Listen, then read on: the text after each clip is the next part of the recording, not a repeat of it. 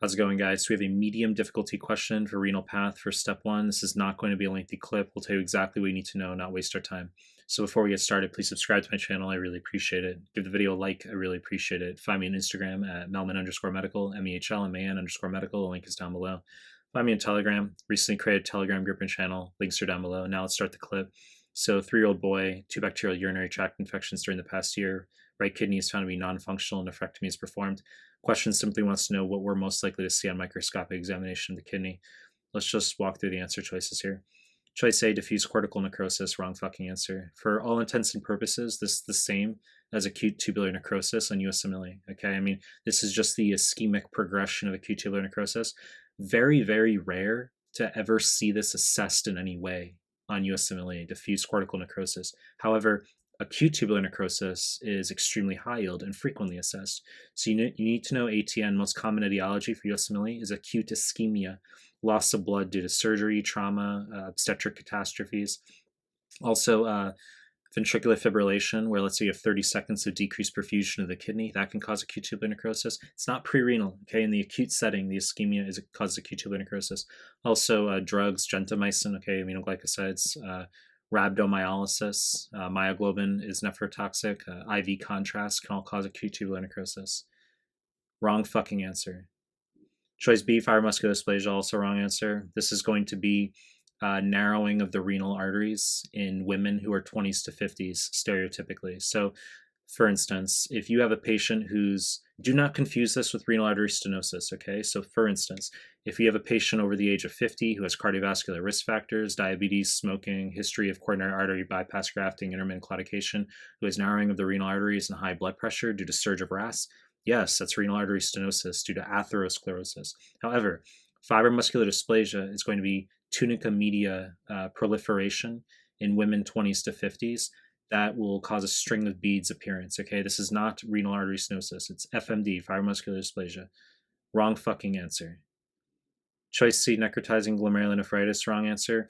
This is a buzzy phrase that refers to granulomatosis with polyangiitis, formerly known as Wegener. Okay, Wegener will cause rapidly progressive glomerulonephritis, and a buzzy phrase, necrotizing glomerulonephritis, okay? So rapidly progressive glomerulonephritis, either Wegener, it can also be good pasture, microscopic polyangiitis.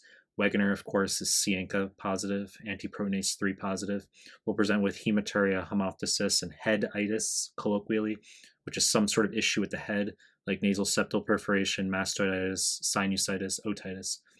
Wrong fucking answer.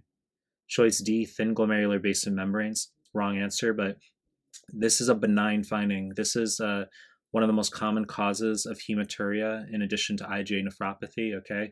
So, as I said, benign.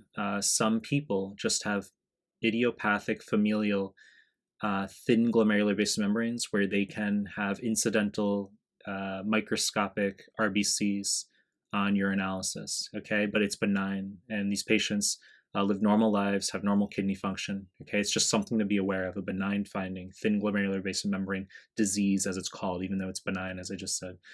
Choice C, tubular atrophy is the answer. This kid has chronic pyelonephritis, so genitourinary anatomical abnormalities such as posterior urethral valves, which can have a spectrum of severity.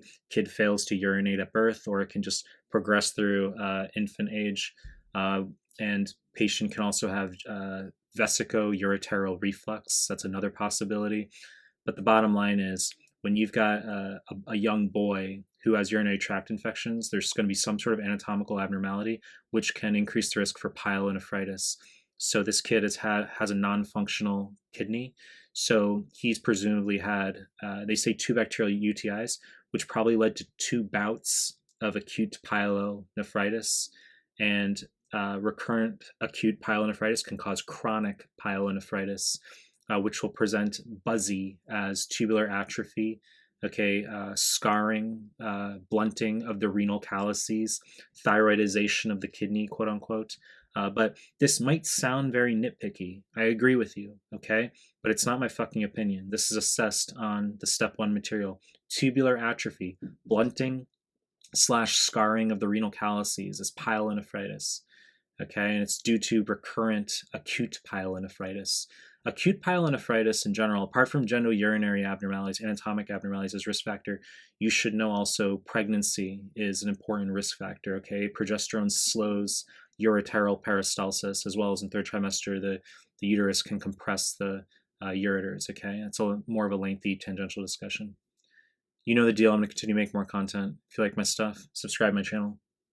And I appreciate your time. That's it.